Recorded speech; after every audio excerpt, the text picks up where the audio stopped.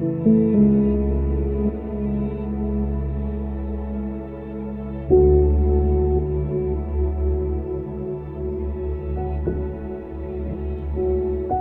noite, a paz do Senhor, meu irmão, minha irmã. Chegamos a mais uma quarta-feira, mais uma aula aqui da nossa Escola Bíblica Online, a última aula desse mês de outubro, que eu e você possamos mais uma vez nessa quarta-feira nos assentar aí aos pés do Senhor, pegar a nossa Bíblia, o nosso caderno, a nossa caneta, para aprender um pouco mais do Evangelho de Marcos com o pastor Helder. Tenha uma boa aula e nós voltamos no final.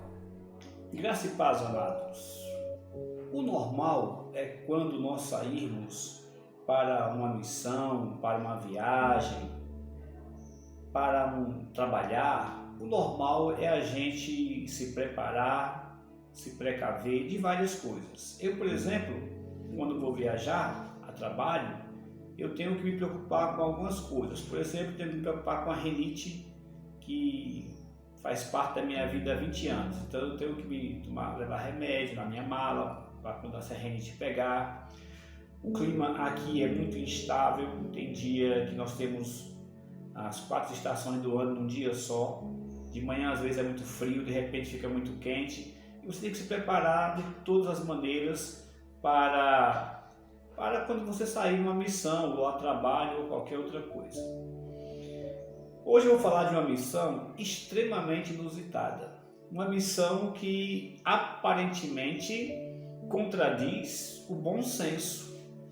Aparentemente contradiz o costume que as pessoas têm quando saem numa missão, ainda mais numa missão difícil, desafiadora, de um trabalho novo, um trabalho inusitado que até então não existia, com uma palavra, com uma mensagem totalmente nova, por isso que é chamado de Boas Novas.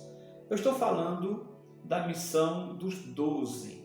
Da primeira vez em que Jesus enviou os seus 12 apóstolos para pregar o Evangelho. Isto se encontra no Evangelho de Marcos, capítulo 6, dos versos 7 aos versos 13. Marcos 6, do 7 ao 13. Eu convido você a ler comigo esta porção das Escrituras Sagradas. Chamou Jesus os 12 e passou a enviá-los de 2 a 2, dando-lhes autoridade sobre os espíritos imundos. Ordenou-lhes que nada levassem para o caminho, exceto um bordão, nem pão, nem alforge, nem dinheiro. Que fossem calçados de sandálias e não usassem 2 túnicas. E recomendou-lhes: quando entrardes em alguma casa, permanecei aí até vos retirar do lugar. Se em algum lugar não vos receberem, nem vos ouvirem, ao sairdes dali, sacudi o pó dos pés em testemunho contra eles. Então, saindo eles, pregaram ao povo que se arrependesse. Expeliam muitos demônios e curavam numerosos enfermos, ungindo-os com óleo. Que Deus abençoe a leitura da sua palavra. Esta aqui é uma daquelas passagens da Bíblia, como tantas outras que nós já vimos para trás, que dá pano para as mangas, como se diz no popular. Tem muita coisa a ser dita. Mas eu não vou fazer 2 mensagens ou 3 nesse texto como poderia fazer, como tem elementos suficientes para fazer até mais do que isso. Não, eu vou pregar apenas essa mensagem. Por quê?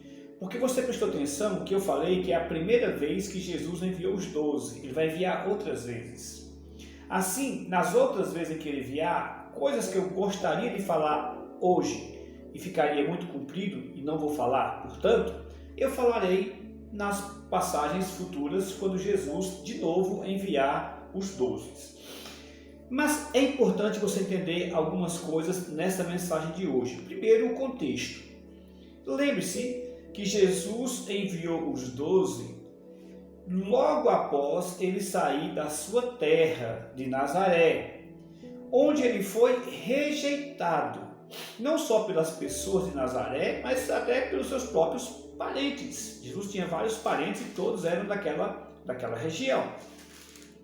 E depois de ter sido rejeitado em Nazaré, então ele comissiona os 12. E isso tem muitos significados nesse ponto. essa introdução. Por quê? Primeiro, o povo de Nazaré era o povo que mais teria condições de reconhecer Jesus como Filho de Deus, por vários motivos. Primeiro, Jesus nasceu e se criou entre eles. Se Maria não pôde falar para o povo que ela estava grávida, concebida pelo poder do Espírito Santo, ela não pôde realmente falar. Só depois da ressurreição de Jesus é que a história se tornou pública. Até então, todo mundo achava que Jesus era filho de José e Maria, e não de Maria e Deus, concebido pelo poder do Espírito Santo. Desculpe. Mas, mesmo eles sabendo que Jesus, mesmo eles sem saber, que Jesus que tinha sido concebido pelo Espírito Santo e não por José, eles tiveram 30 anos vendo Jesus. E durante esses 30 anos, uma coisa que chamava a atenção de Jesus, embora fosse um homem comum, normal como todos os outros, ele tinha uma coisa que nenhum outro homem tem, que os evangelhos deixam claro: ele não tinha pecado. Você conviver com uma pessoa que não tem pecado é fácil de você reconhecer. Isso, na minha opinião, talvez um dos maiores milagres.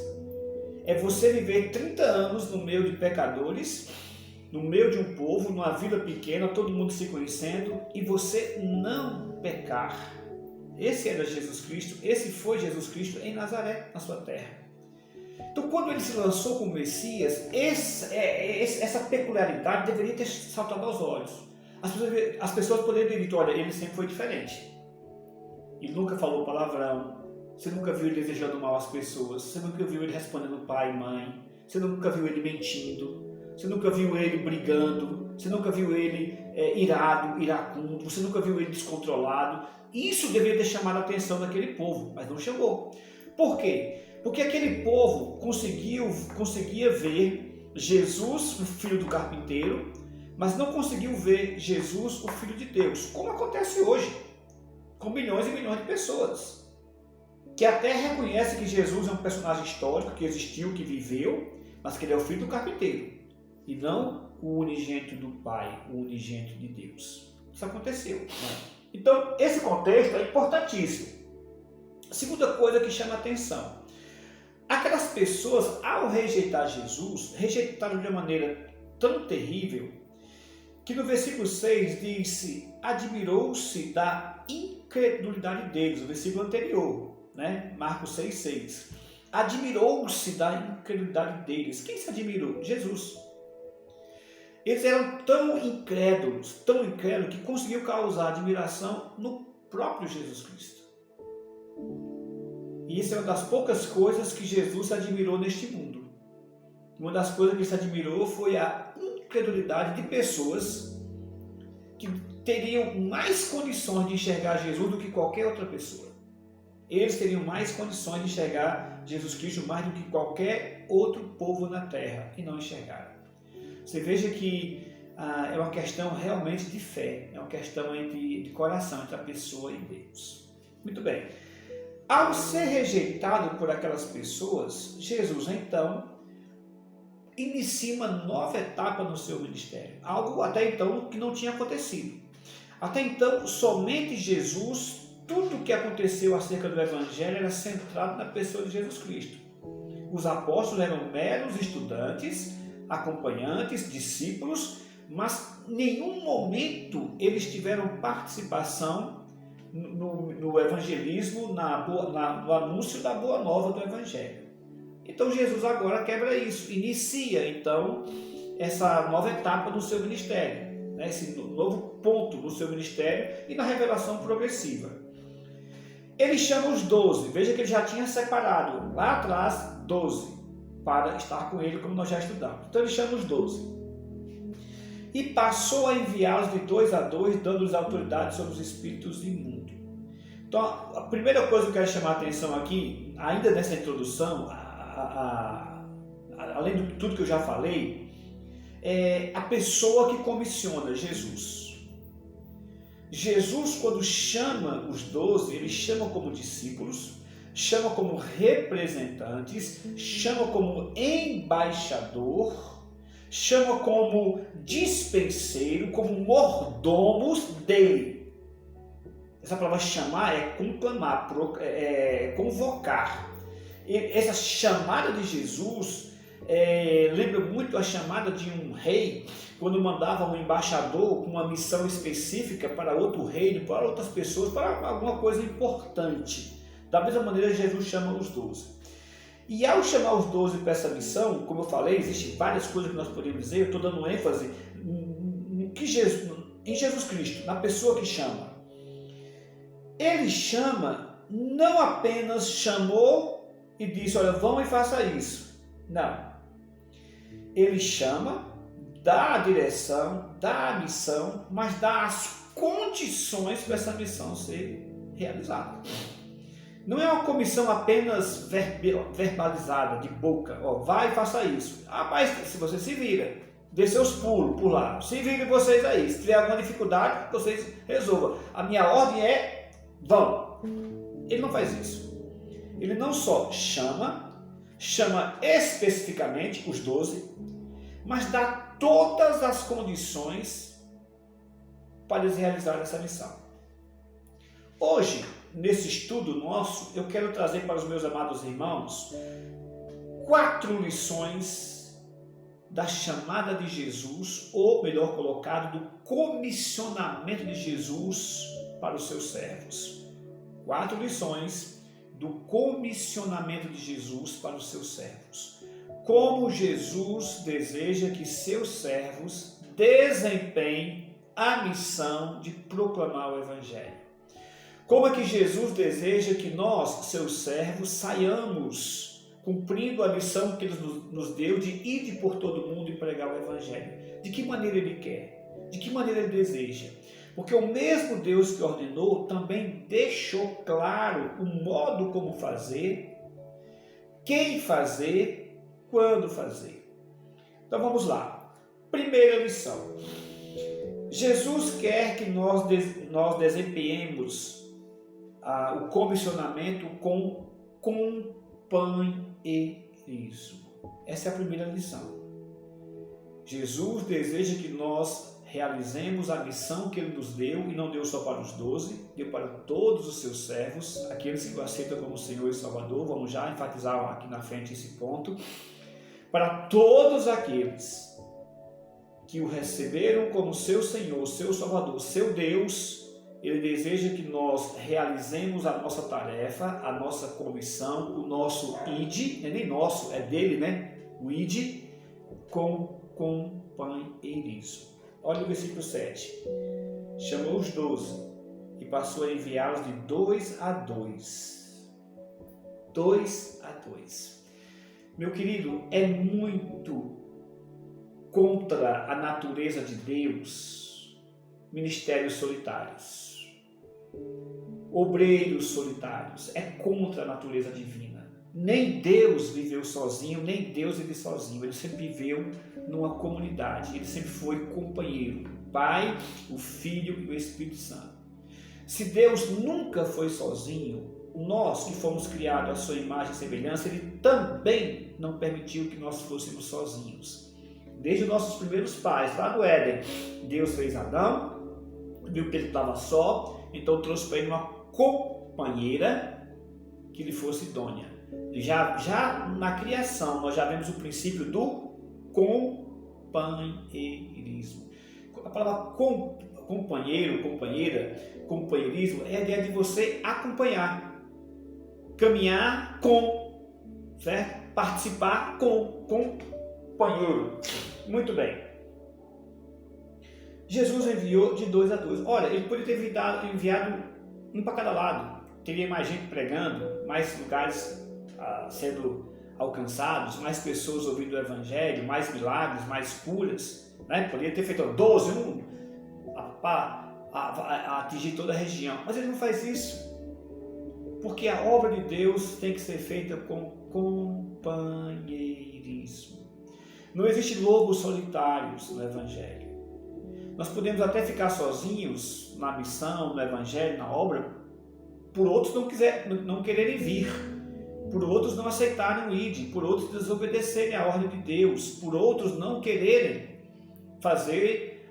cumprir a vontade de Deus, mas não por opção.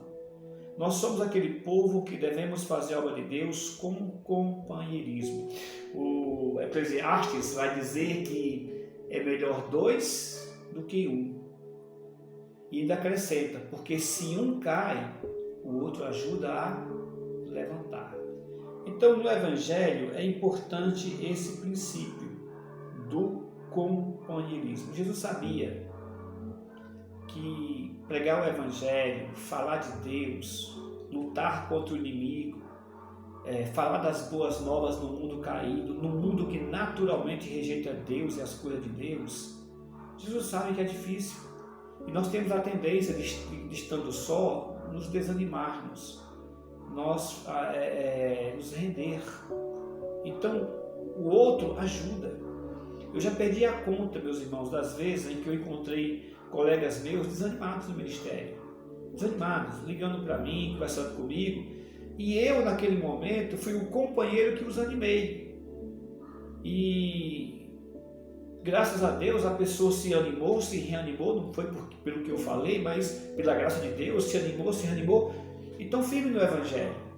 E a mesma coisa já aconteceu comigo, eu estar desanimado tal, e eu tenho uma conversa, por exemplo, eu lembro aqui do reverendo João Arantes, tantas vezes eu estava desanimado, e eu conversava com ele, recobrava o ânimo, ia para a luta, e ia vencendo, pela graça e pela misericórdia de Deus. Então a missão de Jesus, para obedecermos à comissão, a ordem de ir, o comissionamento de pregar as boas novas do Evangelho, há alguns princípios. E o primeiro princípio é o princípio do companheirismo. O segundo princípio é extremamente interessante, que foi o que eu falei na introdução. O normal é você se preparar para ir para uma missão, levar tudo que pode. Mas o versículo 5, ordenou-lhes. Veja bem, ele não pediu, ele não fez uma sugestão, não, ele disse, ordenou-lhes que nada levassem para o caminho, a não ser o seu bordão, nem pão, nem alforje, nem dinheiro, que fossem calçados de sandálias e não usassem 2 túnicas. Isso aqui é extremamente interessante. Mais uma vez eu digo, normal é você vai partir para uma viagem, se prepara da melhor maneira possível, leva mais roupa, leva mais calçado, Se for um local distante que não tem onde comer, você leva comida para poder, até chegar no local. Jesus ordenou, não levem. Mas por que Jesus ordenou que não levassem? Tem vários motivos aqui, tanto culturais quanto espirituais. O princípio aqui é o princípio da dependência. Se o primeiro princípio é companheirismo, o segundo princípio é dependência de Deus. Eles iriam fazer aquela missão, mas iriam fazer aquela missão totalmente dependente de Deus. Eles tinham que aprender isso. Lembre-se que muitos deles eram profissionais liberais. Por exemplo, Pedro, Tiago e João eram donos de uma empresa de pesca. Às vezes as pessoas falam de Pedro, de Tiago e de João com aquela visão romântica de pobres pescadores, pessoas paupérrimas, que não é o caso aqui, meus irmãos. Não é o caso de muitos deles, para ser sincero.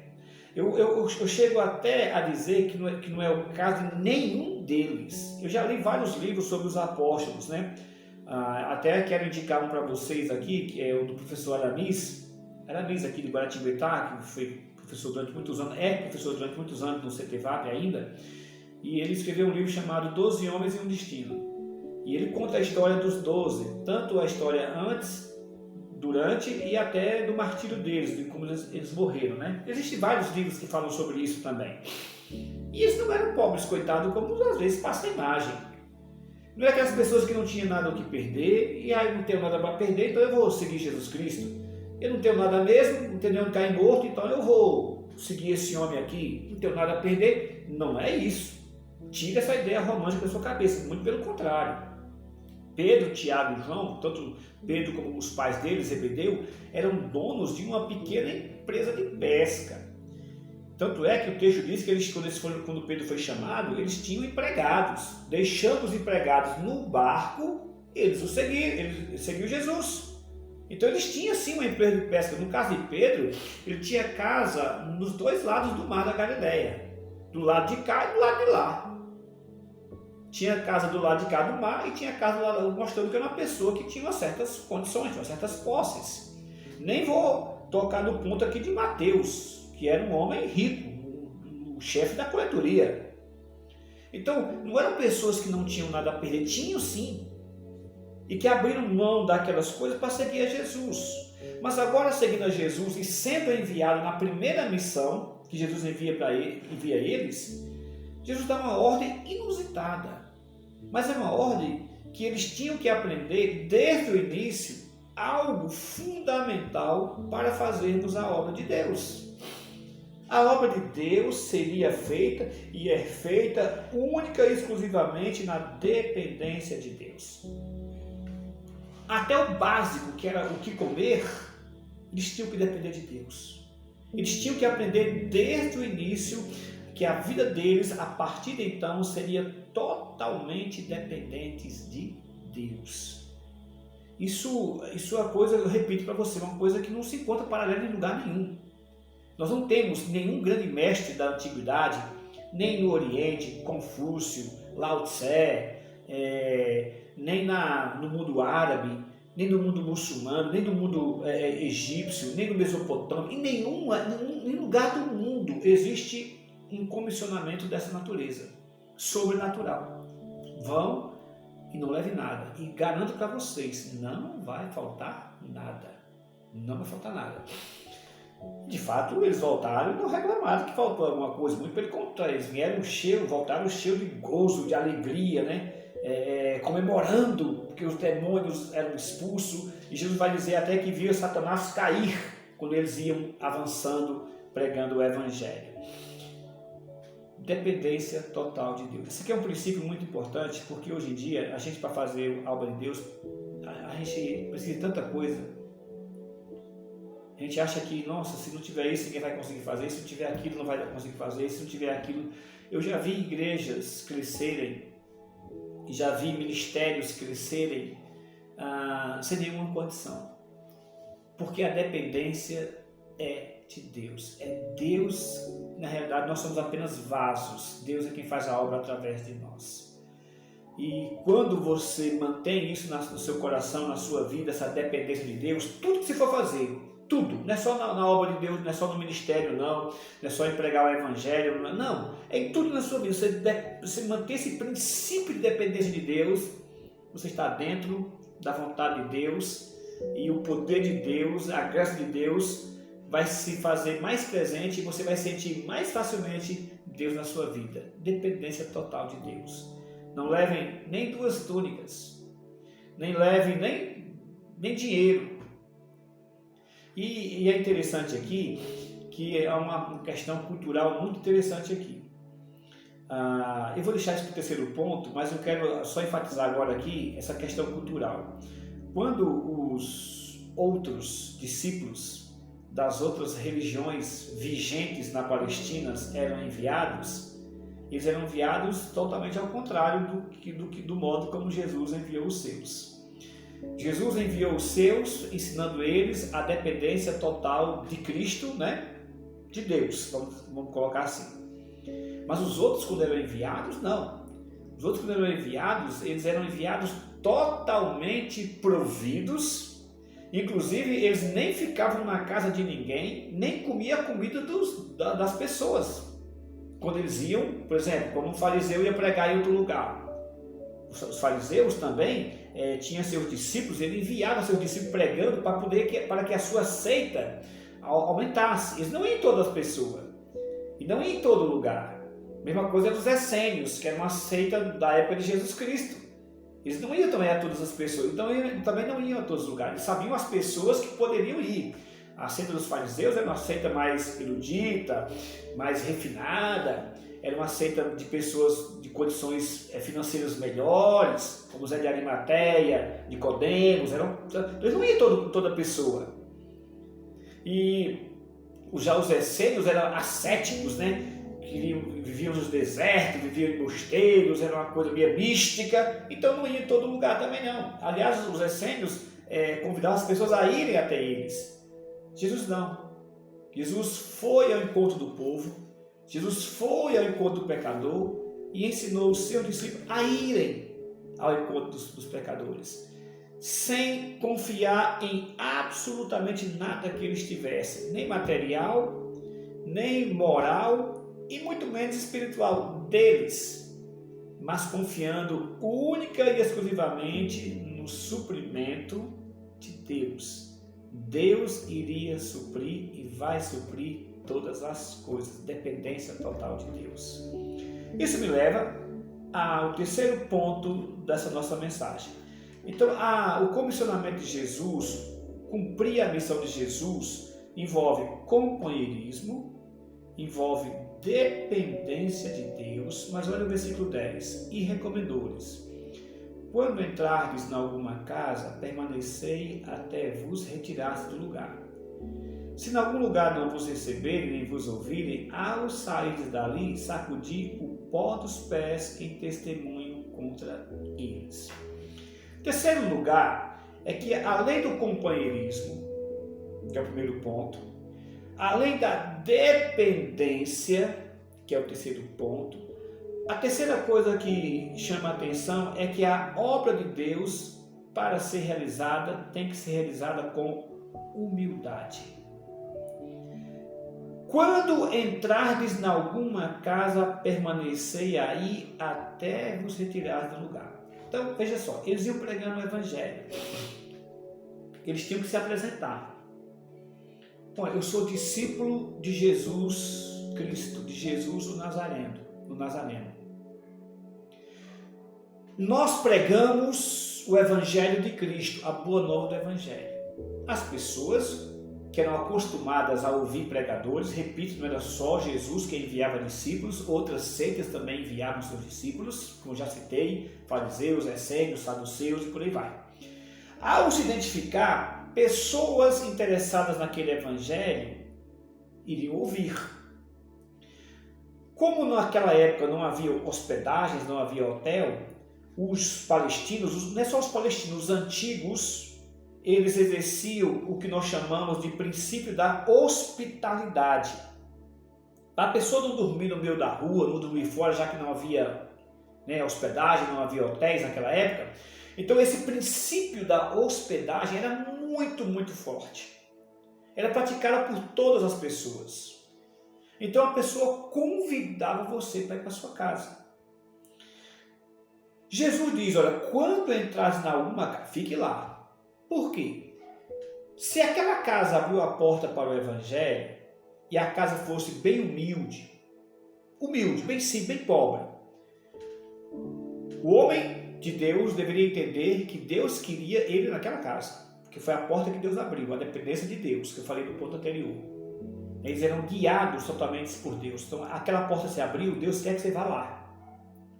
Digamos que chegasse uma outra pessoa mais abastada, mais rica, e quisesse também ouvir o Evangelho. E a pessoa então convidasse também, olha, vamos para minha casa, eu tenho mais condições, tem um quarto lá isolado, um quarto melhor, tem mais conforto para você, o pregador e tal. Ele não podia sair. Para não magoar a pessoa que abriu a porta, mas principalmente para cumprir. Se a porta que se abriu foi aquela, quando entrar, permanecer aí. E veja que Jesus sempre está dando ordem aqui, fiquem lá. Isso era importantíssimo, porque eu repito o que eu falei no ponto anterior. Um fariseu jamais ia para a casa de um pobre, porque eles poderiam se contaminar.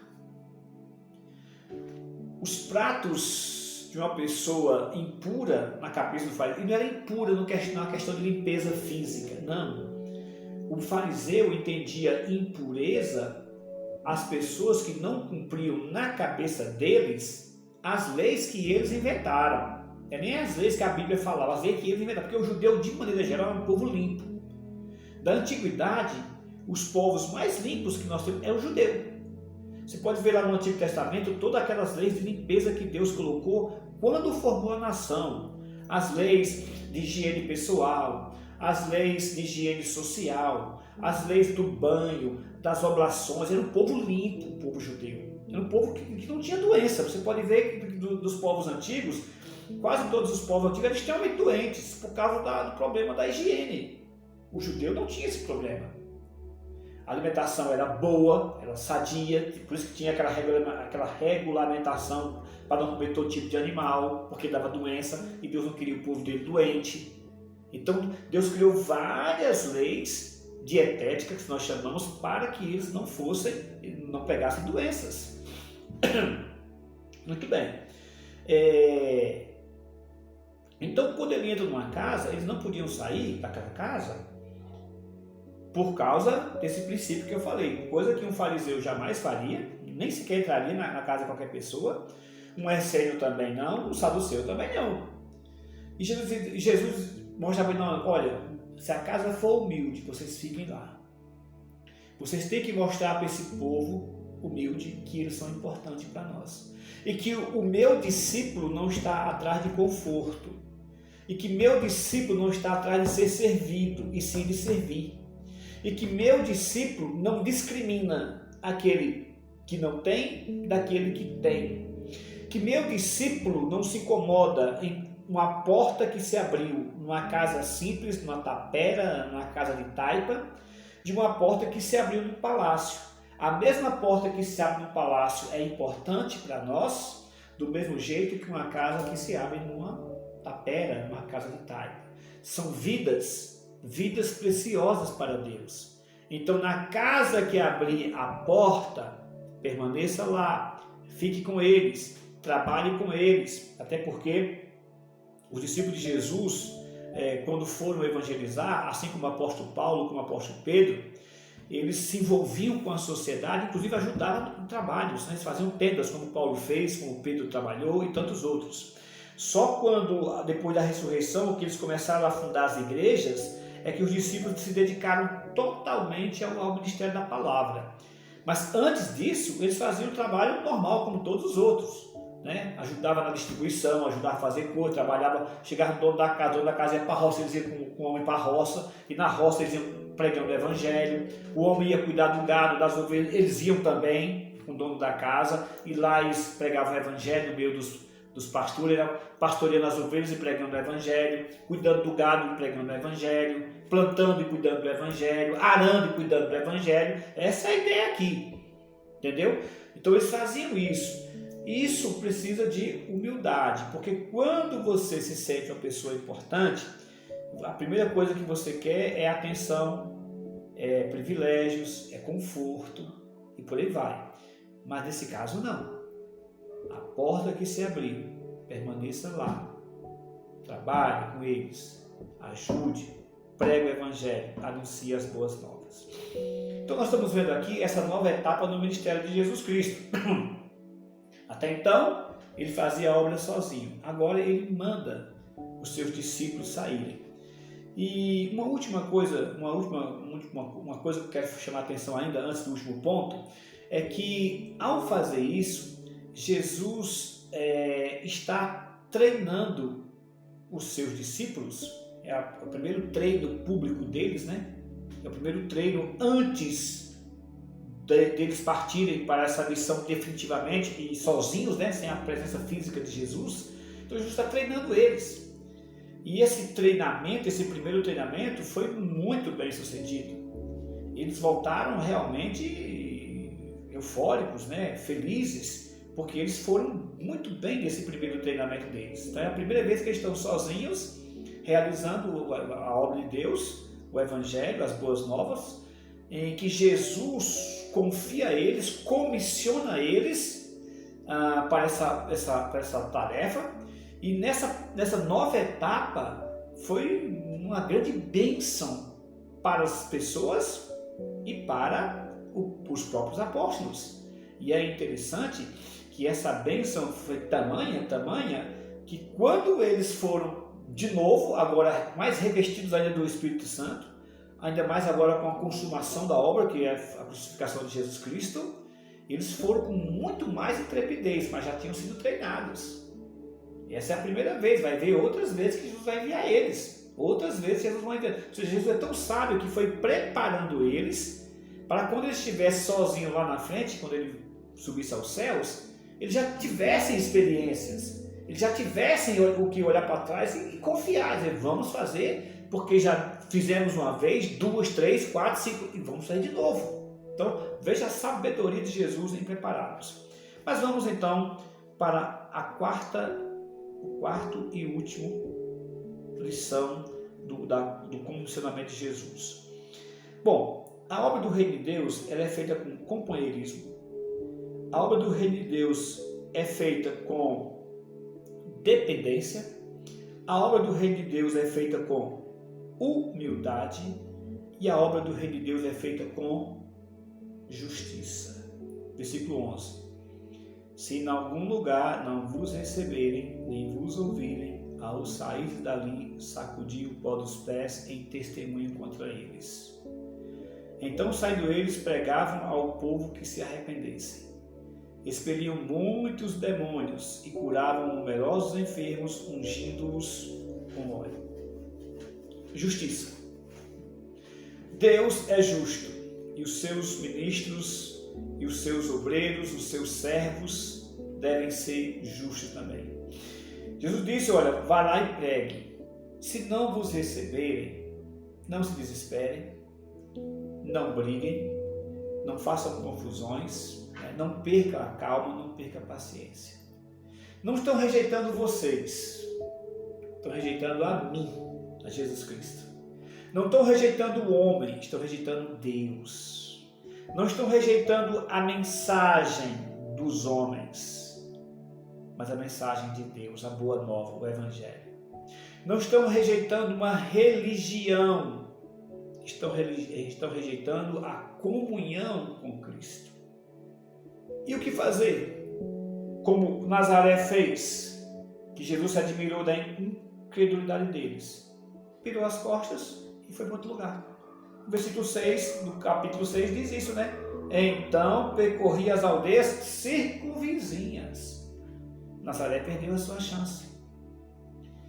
E mais na frente ele vai dizer de outras cidades que perderam também a chance, como Cafarnaum, né? Ah, de ti, Betsaida, ah, de ti, Cafarnaum. Se em Tiro e Sidom tivessem feito os milagres que foram feitos aqui, eles já teriam se arrependido há muito e muito tempo. Tiro, capital da Síria, aquela mesma Síria que destruiu Israel do norte e praticamente destruiu também Israel do sul, só não a capital, que se salvou, né, no tempo do rei Ezequias, mas foi cercada Jerusalém.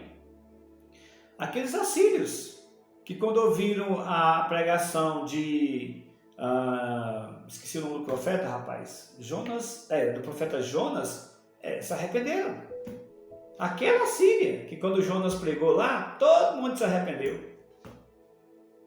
Ele diz, olha, Tiro, capital da Síria, se eu ouvisse esse evangelho hoje, teria se arrependido do mesmo jeito que se arrependeram milhares de anos atrás, quando Jonas pregou lá. Nazaré não se arrependeu, Cafarnaum não se arrependeu, Betsaida não se arrependeu, embora eu tenha feito tantas e tantas obras e tantos milagres. Então vira as costas. Sabe o que é isso, irmão? Justiça. Deus é justo. Ele faz tudo para que o pecador se arrependa. Ele faz, fez e fará tudo.